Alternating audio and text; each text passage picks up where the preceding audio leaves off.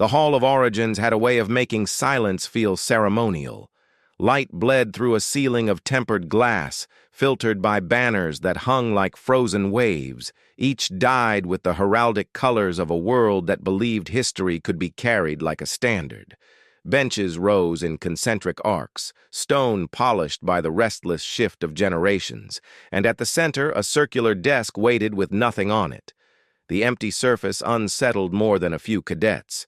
An empty surface promised a task that would not be softened by distraction. When the instructor entered, the room gathered itself as if the architecture inhaled. She was tall and spare, wrapped in a robe that swallowed ornament and gave nothing back but the sheen of discipline.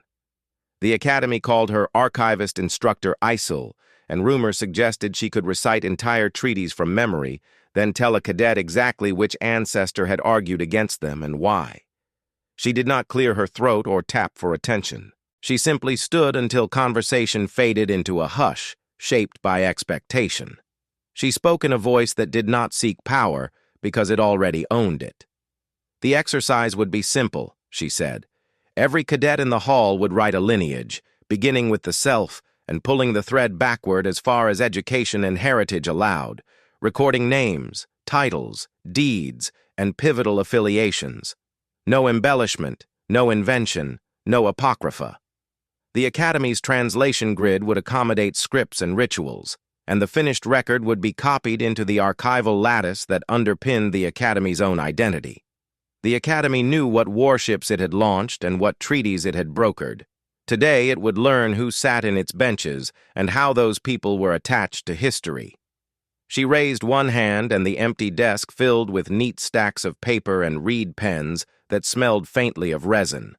The paper had a texture that caught at ink and would not tolerate hurried strokes. A faint tremor ran across the benches as cadets leaned forward, hungry to inscribe the past. Mason Hale watched the array with the same quiet attention he brought to a map or a tool.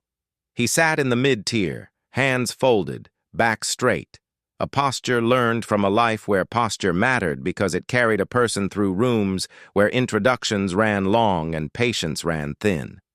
He had never been in a hall like this until the Academy took him in, and yet something about the echo in its stone reminded him of old churches at home, the ones his mother had entered only to sit in the last pew and listen to the building breathe. A service attendant passed the rows and placed a sheet in front of each cadet. The paper was heavy enough to suggest permanence, light enough to move with the slightest exhale. Mason placed his palm on his copy, felt its tooth, and pictured ink making a claim the moment it touched. To his right, a crystalline Altarian held her pen poised and began to write in strokes so fine that the characters looked grown rather than made. She listed matriarchs with titles that doubled as poems, mothers whose decisions had steered merchant fleets through the first years after the Nebula embargo. A Korvaki 2 rows down spread a second sheet beside the first and began to annotate battle crests with dates and coordinates, each sigil a capsule of service that reached across centuries. An elder Remnari instructor, present to assist with translation, nodded with pleased gravity as a cadet outlined a line of operatives who had safeguarded a queen's life through 3 conspiracies without a single public acknowledgement. Names accumulated everywhere like snowfall, soft in the moment, heavy in aggregate. Isel walked the aisle behind the benches, and the fall of her steps paced the scratch of pens. She paused here and there to watch a hand move, and when she moved on, a cadet's spine usually straightened. When she reached Mason's row, she glanced down without tilting her head. Her mouth did not curl, but something about her stillness suggested a question poised at the edge of articulation. Mason touched his pen to the paper and lifted it again without making a mark. He was not stalling. He was measuring a problem he knew could not be solved with ink. On his left sat a quiet hegemony cadet who had spent the last week reciting prestigious surnames as if reputation were a liturgy. He now wrote in a confident hand, sketching seals beside names that had treaties tied to them like ribbons. Mason felt the tug of a child's memory. A kitchen table, a shallow bowl of apples, a hand that smelled of dish soap setting down a bill that would be paid late. His mother never spoke of crests. His grandfather's stories were full of rivers and tools, not banners and triumphs. He could write names: mother, grandfather, a great-grandmother whose laugh sounded like a hinge, but he could not attach titles that would impress a room trained to applaud an archive. Present and past lived in his blood, not in his paperwork. Isel stopped beside him and placed a second sheet on his desk, as though assuming the first would fill and the second would absorb overflow. He lifted his eyes and met hers. She did not chastise or prod. She simply waited. The waiting left room for shame, but shame did not arrive. Instead, a different sensation took shape, quiet and stubborn, the same feeling that had carried him through the Academy's first months, when every hallway seemed to ask who he thought he was. He lowered his gaze and turned the pen between fingers that knew rope, bone, and bark better than reed and resin. Across the hall, a ceremonial chant began in a corner where a Zephyrian cadet sang ancestry as a line of windkin whose births had been registered by storms. The translation grid displayed the gist without stealing the music. The hall absorbed the melody with the same respect it gave to crests inked by a Korvaki's hard hand. Mason listened and understood why the assignment mattered here. For almost every species represented, lineage served as a social compass. It told a stranger who stood behind a name which promises had weight and which failures had already been accounted for. To those cadets, the assignment felt like a doorway through which a person could finally bring the people who had made him into the room in a way that others had to acknowledge. He could honor his own without lying. He could put down his mother's name and the town where she had worked 2 jobs until sleep became an act of faith, and he could add his grandfather's first name and the river that had taught that man how to be humble in the face of force. He could write a great-grandmother's migration line, the long road between one coast and another, traced in bus tickets and car repairs. He could say which house had sheltered him when a storm took a roof and a neighbor lit a stove for 2 families because the grid fell and no one complained. He could not turn those into heraldry. He could make them honest. He shifted in his seat and set the pen down again. A Korvaki officer looked up from the instructor's dais and evaluated the room, gaze flicking over posture like a scanner. Mason let that look pass through him. The act of beginning started to feel less like a risk and more like the inevitable step he would take once he had decided what counted as proof. Isel finished her circuit and returned to the center. She spoke once more, and the hall tightened into focus. Accuracy, she said, mattered more than ambition. The Academy would not penalize brevity if brevity was truthful. An honest ledger, she said, did not need glitter. Her eyes moved and landed on Mason just long enough to acknowledge that he had understood. He breathed out. He wrote his name on the first line with a hand that did not shake. He wrote his mother's name on the second, and the pen scratched in a sound that felt like a key turning. He wrote his grandfather's name and a date beside it, then paused when a surge of talk rose near the aisle. A young Altarian had slipped from her bench to request a 3rd page, breathless with the thrill of enumerating legacy that would fill a shelf. Isel handed it over without comment. Mason looked at his single sheet and felt no envy. He felt the shape of a boundary he could stand inside without apology. He did not decorate the margins. He did not add titles that had not existed. He considered whether to insert an anecdote. A winter when his grandfather had boiled water on a stove lit with a match held in a hand numb from snow, a summer when his mother had shown him how to sew a button so a collar could behave in a meeting. But the assignment wanted names, and he would not dilute it.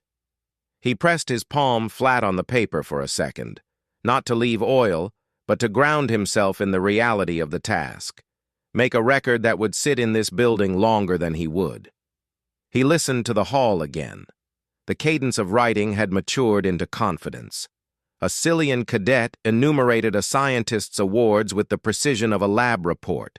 A Vorthon noted a duel that had settled a border dispute, the date inscribed with the gravity given to eclipses.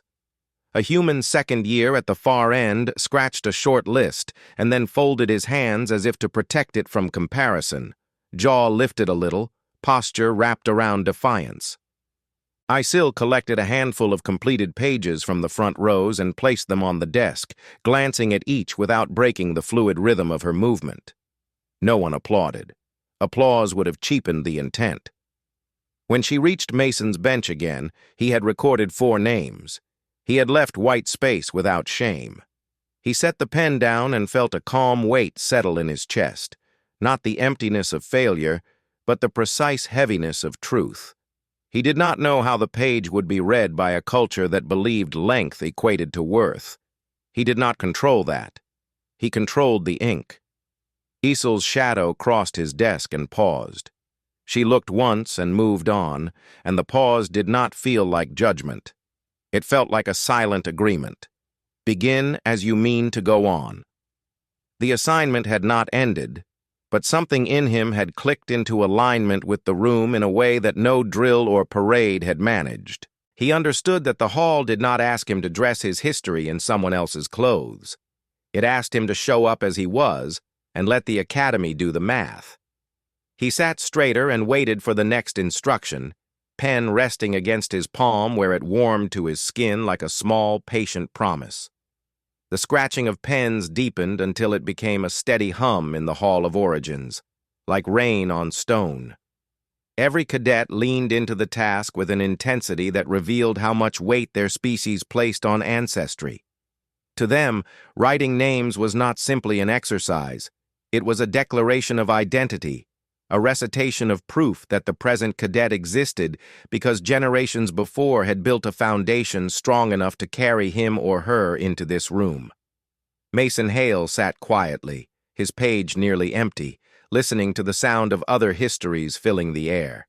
He had written a handful of names, but the contrast around him sharpened into something heavier now. On his right, Solarin, the crystalline Altarian, inscribed her lineage in strokes so delicate the lines looked etched by light itself. Each ancestor's name carried a title: Merchant Admiral, Stellar Negotiator, Architect of Lattice Bridges. Beside each, she drew a geometric sigil, a symbol that shimmered faintly as though the crystal of her body resonated with the memory of those names.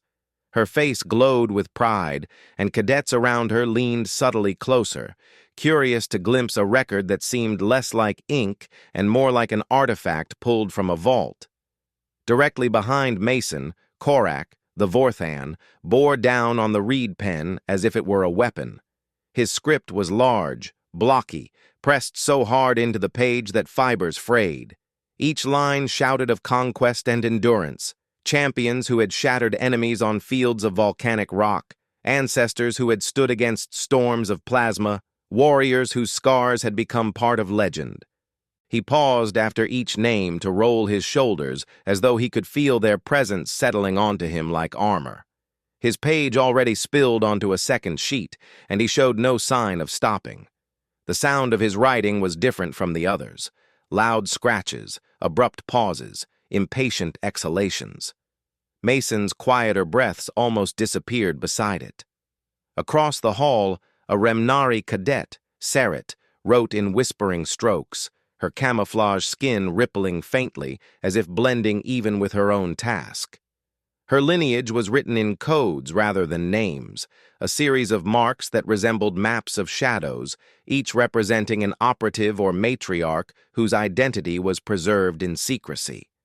To her people, names were often buried, but lineage still carried weight in the form of deeds whispered in twilight. She wrote quickly, efficiently, never pausing to hesitate, as though her mind had been trained to carry these symbols like second nature. Everywhere Mason looked, pages filled with centuries of detail. A Zephyrian cadet sang his lineage softly, and the pen translated sound into script through the academy's lattice, his voice rising and falling in harmony with the roll of wind. A pair of hegemony cadets worked together, one dictating while the other wrote, their arrogance intact as they listed names that tied directly to planetary councils and fleets. The air was saturated with history, with pride, with certainty. Mason's gaze dropped to his own sheet, where only a few lines stretched across the page. The white space around them felt like an indictment. He lifted the pen again, but his hand hesitated over the page. What would another line mean? He could add his grandmother's name, but he remembered her only through faint memories of her laughter, not through medals or crests. He could add a great-grandfather, but all he knew of the man was that he had been buried in a town so small it did not appear on interstellar charts. He had no sigils to accompany the names, no poems to sing, no stories that could hold against a lineage of admirals or warriors. The pen hovered, then lowered without a stroke. His chest tightened with a sense of being out of place, of sitting in a hall meant for inheritors of glory while he carried only a few fragile names. A murmur started behind him. He did not need to look to know it was Korak. The Vorthon's voice carried without effort, low but sharp. The human writes nothing. Perhaps he has no ancestors worth remembering. A ripple of laughter followed from others who had already filled their sheets. The words bit, but Mason kept his eyes forward, jaw tight. He knew that answering would give more power to the mockery. He forced his hand to stay calm on the desk. The instructor's steps tapped closer, deliberate and unhurried, her robe brushing against stone. She stopped at Salarin's desk first, lifting her page, scanning the crystalline symbols. She nodded once, her lips pressed in approval, and set the sheet aside carefully, as though handling glass. She moved to Korak's pages next, skimming the bold block script, pausing at a few names with the faintest arch of a brow. She said nothing, but Korak puffed his chest as if he had won a contest. Then she reached Mason's desk. Her shadow fell across his nearly empty page. She lifted it without expression, eyes scanning the short list. Silence pressed in from every row. For a long moment she said nothing. Then she lowered the page back to the desk and tilted her head slightly, not in disdain, not in pity, but in expectation. She wanted to see what he would do next. Mason felt the weight of the room close around him. He could hear the scratching of pens still at work, the murmurs of cadets comparing lineages, the faint hum of the translation grid as it converted languages into script. His page lay in front of him, so bare against the abundance of everyone else's. He thought of his grandfather's hands, cracked from work that had no crest to honor it. He thought of his mother's tired smile when she managed to hold the family together through storms of debt and long nights. He thought of himself sitting here, surrounded by species who believed worth was inherited, while he had always believed worth was proven. The pen felt inadequate. His pulse steadied as a thought struck him, sharp and insistent. Ink was not his proof. His lineage was not written in archives or etched into crystal. His lineage pulsed in his veins, carried forward by those who had endured not with banners, but with stubborn survival. He looked at the page again, at the emptiness that had mocked him moments ago, and now it looked less like failure and more like opportunity. A murmur rose again, this time from Sarit, who tilted her head just enough to let her camouflage flicker in amusement. Perhaps the human cannot write because his story ended before it began.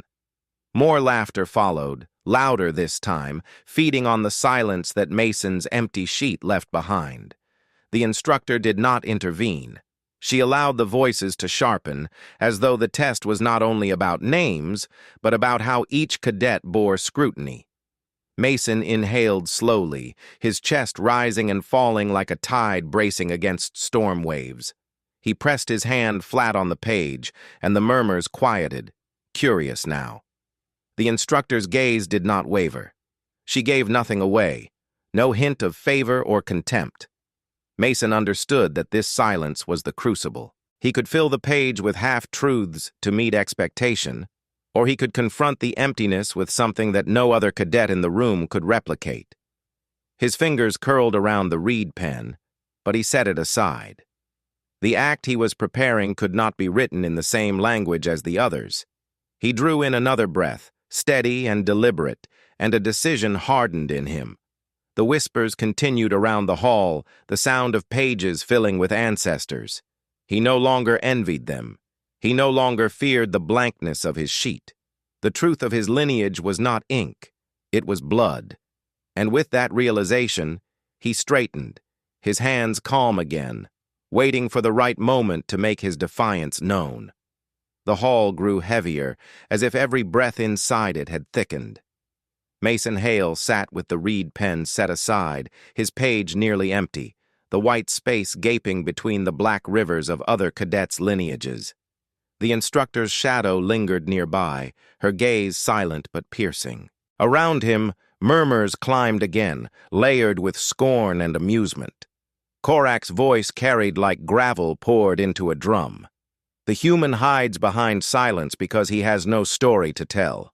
Salaran's crystal facets glittered as she whispered to a neighbor, her tone sweet with mockery. Saret's camouflage shimmered with faint distortions, laughter rippling in the folds of her skin. The sound was a chorus designed to press him down into his chair, to brand him as less before the ink dried. Mason did not lower his head. He let the whispers lap at him like water against stone. His hand hovered above the page, then dropped to rest flat on it. The emptiness of the sheet no longer mocked him. It invited him. He had carried hesitation long enough. He would not answer lineage with ink. His lineage was alive in him, not written in scrolls. He reached for the quill again, but instead of dipping it into the ink jar, he turned the sharpened tip toward himself. The scrape of reed against skin was soft, almost intimate. He pressed the point into the pad of his finger until pain sharpened to clarity, and then blood welled up, dark red and immediate. The first drop fell heavy onto the page. It spread in a slow bloom across the fibers, staining the stark white with proof older than any crest or song. The hall gasped as one, the sound abrupt and ragged. The crystalline Altarian froze mid-sentence, her glowing pen trembling. Korak's jaw snapped shut with an audible click. Saret's camouflage flickered wildly, her control slipping with shock. Even the instructor, who had not shifted throughout all the noise, tilted her head by a fraction, her eyes narrowing in calculation. Mason did not stop at one drop. He pressed his finger harder, letting more blood drip onto the paper until a small pool spread, soaking into the parchment, searing it into permanence. Then he lifted his hand, smeared the red across the page in a deliberate stroke, drawing not a word but a line, bold and undeniable. He lifted his eyes, meeting the gaze of the instructor, and his voice carried through the chamber without trembling. "This is my proof." The words cut the room like a blade. For a moment silence held every throat in chains. Then the murmurs began again, sharper this time but fractured. A hegemony cadet scoffed loudly, calling it crude, a barbaric gesture unworthy of an academy of civilizations. Another muttered that humans had always been primitive, content with blood while others preserved knowledge in archives. Yet not all voices joined in ridicule. Some fell silent entirely, staring at the page with an expression Mason recognized: unease. To them, blood was not primitive. Blood was sacred. Blood was life, oath, and sacrifice. The crimson line unsettled them because it broke through the shield of tradition and touched something deeper. Korak rose halfway from his bench, his armor plates clattering faintly. He stared at Mason with an intensity that carried no laughter now, only conflict. To a Vorthon, blood was proof of combat, spilled in arenas and on battlefields. He understood what it meant to mark paper with it, though pride forbade him to say it. Salaran pressed her crystal fingers against her page, her luminous script paling as if ashamed of its elegance when compared to the brutal honesty of red-staining parchment. Saret folded her arms across her chest, eyes narrowed, her camouflage dimming into stillness. Even she could not disguise the flicker of respect that pierced through disbelief. The instructor stepped closer, her robe whispering across stone. She stood at Mason's desk, her gaze fixed on the blood-soaked page. Her face betrayed nothing, but her silence was heavier than any reprimand. She looked at him for a long time. And in that silence, Mason felt the weight of the academy itself bearing down, measuring whether his defiance would be condemned or recorded. He did not look away. His bleeding finger still hovered above the page, trembling faintly from pain, but steady in conviction. He would not retract it. Finally, the instructor spoke, her voice low but carrying across every bench. "You claim your blood as lineage." It was not a question, but an observation. Mason answered without hesitation. "Yes, my ancestors live in me. Their strength, their survival, their choices brought me here. My proof is not carved in stone or stored in vaults. It runs through me, and I offer it openly." His words echoed, harsh in their simplicity against the ornate records of others. A ripple of unease crossed the room. Some cadets looked down at their own pages, suddenly aware that the names they had written were distant, abstract, unconnected to their own bodies. Mason's act reminded them that lineage was not simply heritage. It was continuity, paid forward in flesh and bone. The instructor lowered her gaze to the page again, then straightened slowly. She did not praise. She did not condemn. Instead, she turned her back to him and addressed the hall. Lineage is not only record, it is proof of existence. Each of you must decide what you carry forward. Archives, names, or life itself. The Academy will remember this moment.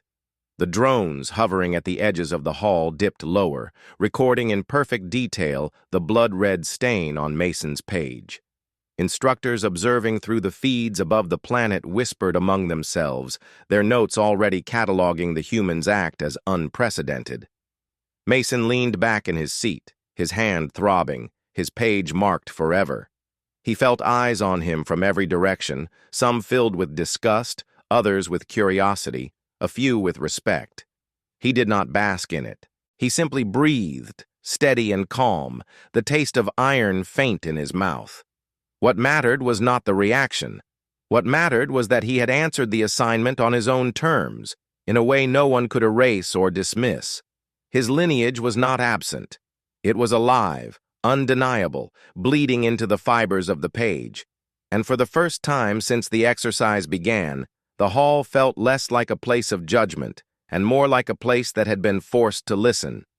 The silence that followed Mason's words stretched into something alive.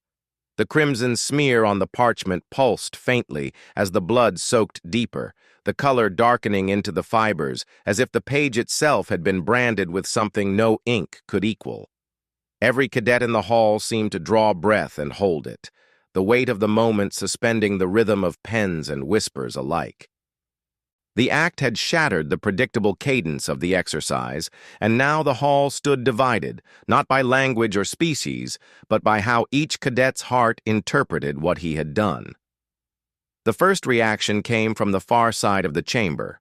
A hegemony cadet, tall, sleek, his uniform marked with family insignias, snorted loudly, the sound sharp and disdainful. "Barbaric," he said, his voice carrying in the hush. "Proof written in blood belongs to savages, not scholars. This academy should not tolerate such spectacle." His partner, seated beside him, nodded vigorously, slamming his hand onto his completed sheet thick with seals and crests. He wanted to remind everyone of the supposed superiority of tradition, of rules upheld by archives rather than living flesh. Yet their words did not ignite the laughter they expected. Some nodded in agreement, but others hesitated, their eyes still fixed on the page that bore a human's blood. To certain species, blood was not barbarism but sanctity. Among the Korvaki, blood spilled in combat-determined honor. It was the final seal of a warrior's word. Korak, who had mocked Mason earlier, now shifted uncomfortably. He stared at the red line with an expression that betrayed conflict. His mandibles twitched, and his fists clenched as if resisting an instinctive acknowledgement. His body betrayed him before his pride could intervene. Salarin, the Altarian, lifted her crystalline face and studied the mark. Her script gleamed with elegance, centuries of family history etched in lines as delicate as veins of light. Yet compared to the raw red on Mason's page, her symbols seemed distant, untouchable, like a history admired but never felt. She touched her pen to her own page again, but her hand trembled, and the glow of her writing dimmed. It was as though Mason's act had stripped away some illusion, forcing her to see her lineage not as living blood, but as brittle memory. Saret's camouflage flickered in shades of shadow and light as she leaned forward, her eyes sharp, calculating. She had spent her life among secrets, where names were hidden and history whispered in darkness. To her, the boldness of bleeding onto parchment was dangerous, reckless, but undeniable. She narrowed her gaze, trying to decide if the human's defiance was foolish bravado or a kind of honesty her people had abandoned long ago. The instructor remained silent through the storm of reactions, her stillness deliberate, her eyes moving from face to face. She wanted the cadets to wrestle with the meaning before she spoke again. The drones circled lower, their lenses recording every expression, every tremor of conflict. Somewhere above, in the Academy's observation halls, other instructors watched in silence, their debates already kindling. More voices rose. One cadet muttered that the act disrespected the archives. Another countered sharply, asking if a page filled with forgotten names was truly more honorable than proof carried in flesh. The argument spread, not in shouts, but in low, intense whispers that grew teeth. The room fractured into camps, not human versus alien, but those who clung to lineage as static memory and those who felt shaken by the immediacy of blood. Mason remained still through it all, his bleeding finger wrapped in cloth, his gaze fixed forward. He did not argue, did not plead, did not add words to defend what he had done. His silence unnerved some and inspired others. He had acted once, and that act spoke louder than anything more he could say. Korak finally broke.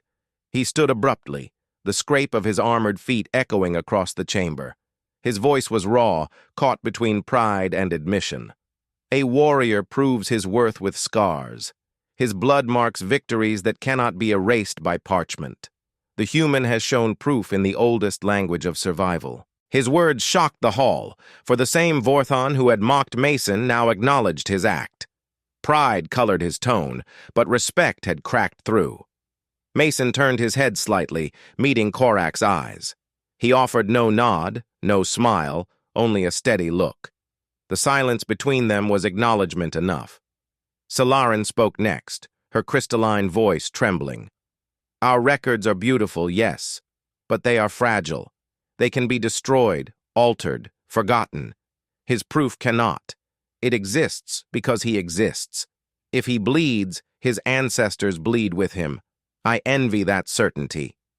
The glow within her facets dimmed as if shame touched her pride, but her words cut cleanly. Those who had ridiculed Mason shifted in their seats, discomfort spreading across their faces. The instructor finally raised her hand, and the voices hushed. Her tone was calm, deliberate.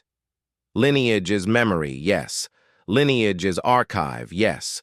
But lineage is also life. You may carry banners, you may carry records, you may carry whispers. This human has chosen to carry blood. She gestured toward Mason's page, the crimson stain stark under the glow of the hall. What you see here is not barbarism. It is defiance. It is proof. It is choice. Her words did not declare him right or wrong. They declared him undeniable. That distinction shifted the weight of the room. Even those who hated his act could not dismiss it anymore. The drones lingered, capturing the tension in crystalline clarity. Mason sat straighter, not triumphant, but resolved. His hand throbbed with dull pain, but his chest was calm. He had given proof in the only language that could not be forged, and the Academy itself had been forced to accept it as valid. When the instructor moved on, the hall did not return to the sound of pens.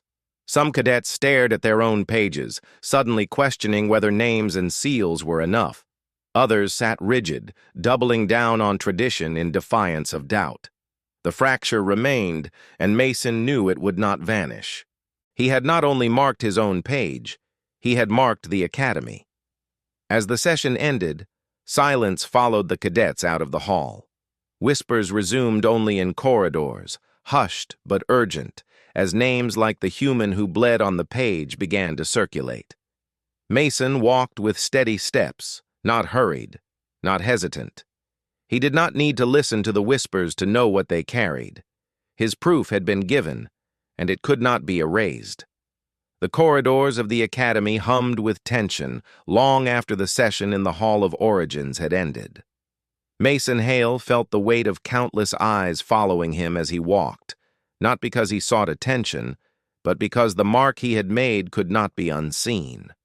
His finger remained bound in cloth, the faint sting of the wound reminding him that the act had been more than defiance. It had been a statement no ink could erase. The whispers trailed behind him like shadows. Some voices carried disgust, branding him reckless and primitive. Others carried curiosity, even reverence, though those tones were quieter, spoken only in corners where pride would not punish honesty. He moved through it all with the same steady pace, neither shrinking from it nor indulging in it. By the next day, the story had already spread beyond his cohort. Cadets from other halls glanced at him in passing, some with open sneers, others with eyes that lingered too long.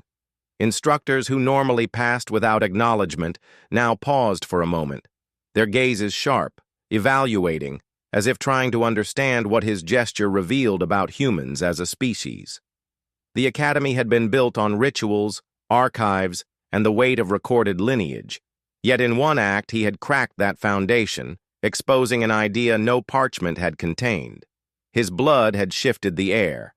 The formal acknowledgement came sooner than he expected. In the central archive chamber, where histories of every cadet were stored, a gathering was called. Mason entered the chamber to find archivist Instructor Isel standing before the lattice of records, her posture as rigid as the columns of light behind her. Drones hovered in formation, recording the event with perfect clarity. Around the perimeter, cadets from multiple species filled the benches, their eyes fixed on him with a mixture of suspicion and anticipation. Isel raised her hand, and the chamber fell silent. She spoke in the same calm tone that had silenced the hall before, yet the weight of her words was heavier now. She announced that every cadet's submission had been reviewed and catalogued.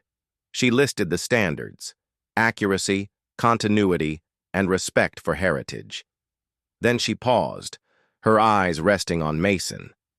Among the submissions, she said, one act did not conform to tradition, yet it was not false. It was not invention. It was an answer in the oldest language, life itself. The drones shifted to project an image of Mason's page. The crimson stain glowed in the air above the assembly, stark against the pale background. A murmur rippled through the chamber. Some hissed in disdain, others leaned forward with fascination. Isel let the sound swell and then fall into silence again before she continued. This human cadet has chosen to present lineage not as names, not as records, but as proof written in his own blood. The Academy does not judge the method as greater or lesser. It judges it as undeniable. Her words rang like a gavel. The acknowledgement was not framed as praise, but as permanence. What Mason had done was no longer gossip. It was record. His blood was now part of the Academy's chronicles, stored beside archives that stretched back centuries. The cadets shifted uneasily. For some, the permanence was intolerable. For others, it was inescapable proof that traditions could be challenged and still stand. Korak rose from his seat without hesitation. His voice carried pride now rather than mockery. The human has given proof in a way no forgery can match. He has shown courage. My kind respects that. His words sent a ripple of debate through the benches. Solarin, the Altarian, followed with quieter tones, her crystalline face reflecting fractured light. What he offered is unpolished, yes, but also pure. Our records glitter, but his act breathes. I cannot dismiss it. Saret did not speak, but her camouflage flickered faintly, betraying her inner conflict. The hegemony cadets protested, their voices sharp with outrage. They argued that allowing blood to be accepted as lineage undermined centuries of tradition, that it opened the door to chaos. Yet even their defiance carried less certainty now, for the instructor had already sealed the record into permanence. Their words could not erase what had been written in flesh. Mason listened without rising. He did not need to argue. His page had spoken louder than anything he could add. The sting in his finger had dulled, but the memory of blood spreading across parchment remained vivid in his mind. He knew the Academy would debate his act long after this gathering ended. He knew some would despise him for it. But he also knew others had seen something they could not forget. Proof that lineage could be carried not as pride in archives, but as life itself, present and undeniable. When the gathering ended, Isel dismissed the cadets with a single line. History has many forms. Today you have witnessed one. Her eyes met Mason's briefly before she turned away. It was not praise. It was recognition, and that was enough. As he left the archive chamber, Mason walked past whispers and stares, but his pace never faltered. He felt no need to defend himself. His proof had been given, and it had been accepted into the Academy's records. That was the conclusion, not of the exercise, but of the doubt he had carried since the assignment was announced. His lineage might lack titles, but it did not lack truth.